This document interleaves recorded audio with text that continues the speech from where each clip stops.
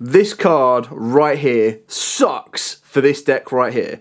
Every single time someone drops this card against me, it's very difficult to win. So I decided to put together a build that you will see before you that will give you as much potential as possible to stop this card happening.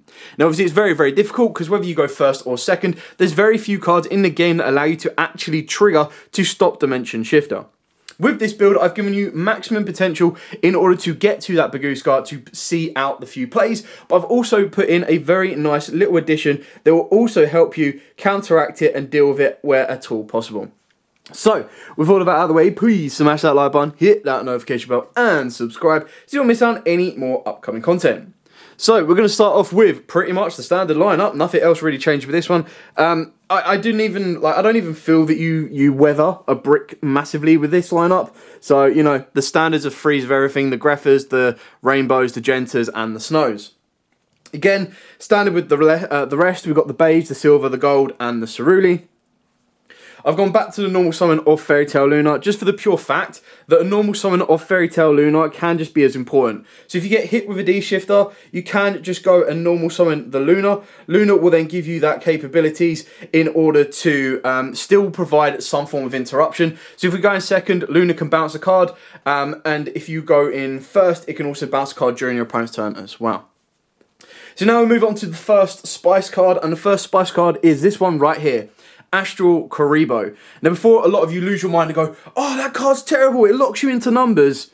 Yeah, so our best rank 4s are numbers, Daguerreo's and Bagooska. It only locks you into numbers while it's on the field.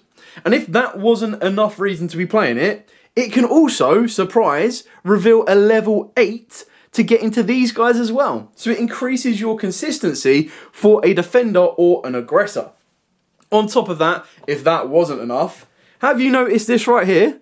This is, unbelievably or not, a Fiend. So it can be discarded and banished off of Gates of the Dark World as well. So you get additional levels of synergy. The next card that we are adding into this deck is the PSI-Frame Gamma package. Now I told you, I've just had enough of people going, Shifter. Okay, well, I guess I set one pass, or I special Fenrir pass. Dark Ruler. Oh, okay, bro. It's not a nice situation to be in, and Gamma is one of the only cards that can deal with Shifter, whether you're going first or second. On top of that as well, not that your opponent should be doing it, but there are times where you will activate Genta and your opponent will ash you or they'll droll you after you've resolved a search. And that's where Gamma comes into play and will really, really be important for you. Because not only will you be able to stop their Shifter, I'm also playing Omega in the extra deck. So if I wanted to increase my opportunity and chance to hand loop my opponent even more so, well, this is definitely one way to do it. Off the back of that, I am also playing Lambda in the extra deck that I'll show you later on, because it's very easy to get a link to out on here, so the rest of the copies of this will not be dead, which I think is really, really kind of cool, and it does give you another level of defense against a card as annoying as Shifter. Now, the only time that you might change this up is arguably you could change out the Gamma package if you're in very heavy territory. But to be completely honest, even then, Gamma's still quite good if you hit the right card.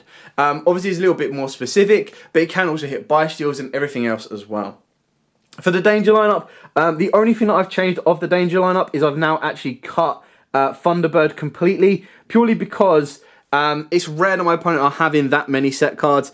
If they do, then I can start considering to bring Thunderbird back in. But right now, I've not really missed it, not really needed it in this particular version. Mothman's actually even more important, because if you can't get to Astral Kuriboh, or if you can't get to your normal summon of a Fairy Tail, a Snow, or Genta, you still have the ability of special summoning out your Mothman, which can also come off the back of Jackalope and be searched off of Nessie as well. You could arguably consider Chupacabra in place of the Thunderbird. That is entirely up to you. And the last two monsters that I'm playing is the one Zephyros the Elite and the one Catalyzer, purely because Catalyzer with Beige gives you an instant access to a rank 4, so that's your Bagooska. Obviously, if you're under D-Shifter, Catalyzer with Beige does not work, but you can still do Catalyzer and it becomes a free level 4 summon, and that can still push you through.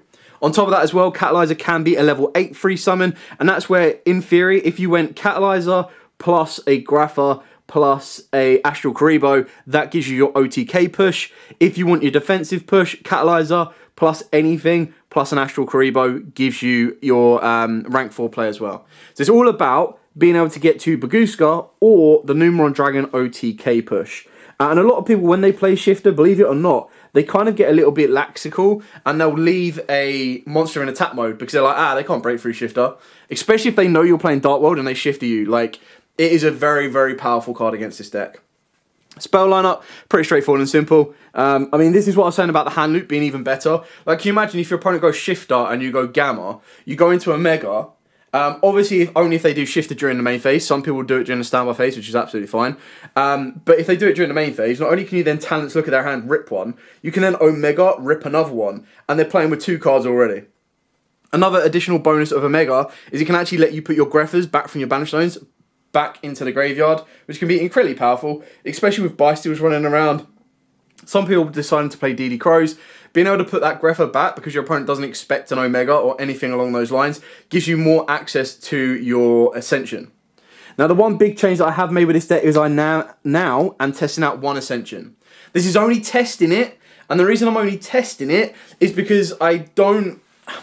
In the past, previous sets, I was like, I really want to see Ascension. I don't want to use a snow effect to search it. In a version like this, I don't mind using a snow effect to search it and guarantee I get it. So it's just something I'm trying out. If it doesn't feel right and doesn't work, then I go bump it straight back up to 2. No issues. Moving on to the extra deck. So this is one that probably took the biggest change, which is obviously a little bit tricky to kind of nail down everything. And some of the sacrifices have been Abyss Dweller and Saruja. But again, keeping in mind, if you're going to a local environment that involves tier elements and you want to put Abyss Dweller back in, you can do, and I'll leave it up to you what cards you swap out. So we've got the Zelantis and the Appaloosa, so a Defender and a Board Wiper in our Link 4s. We've got the 1 Unicorn as our only Link 3, and then we've got the Muttrucker plus the Sheep plus the IP as our Link 2s. Keeping in mind, Sheep's actually a little bit better in this one as well, because if you have it point into a Mega, and you've also got access to XYZs, you can buff and debuff monsters on the field.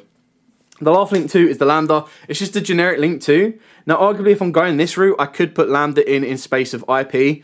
But there are times, again, when you're under Shifter, that you just let you burn through your resource. So if you haven't already got the Gamma, you can just go into IP, and then your idea is to push into a Unicorn or something like that. The 2 Grapha Fusions, the 1 Omega Synchro, and then your 2 level 4 numbers of Daguerres and Baguska, and then your 3 final numbers of being Numeron Dragon, Dragulabon, and Hope Harbinger. So you've got your Defender, you've got your ultimate, go into this, attach, summon out the Numeron Dragon and attach this for an OTK 10k push. So you can kind of see that it's one of the ones where it's like, okay, well if I'm under Shifter, I need to get 2 level 8s on the board.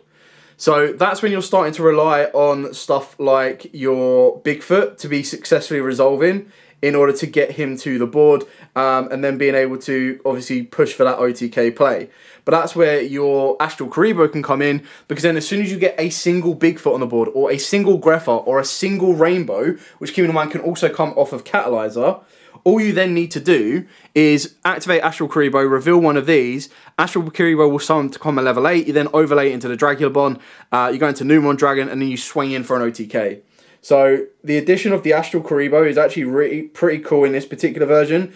Mainly if you are going to be playing these different styles or these different XYZs. If you're not playing multiple XYZs like this, like your level 8s and level 4s, then you change it up. But most of the lists are already playing these 2 anyway, and the reason we put these in here is just to get more use out of the Astral Kuriboh and push for a bigger OTK play. And that, ladies and gentlemen, is it. Very straightforward and simple, very direct in the route of exactly what this deck is trying to accomplish. It's trying to maintain the natural essence of what Dark Worlds and Dangers want to do, but also trying to deal with one of the biggest power cards right now that will only get stronger when Kashtira's get their new support, because Kashtiras really do not care about their graveyard. So whether you like take out the Astral Kuriboh, but personally I think that's the better tech of all of them, and then the Gamma is just added protection that is more generic for everything else that it faces and deals with as well.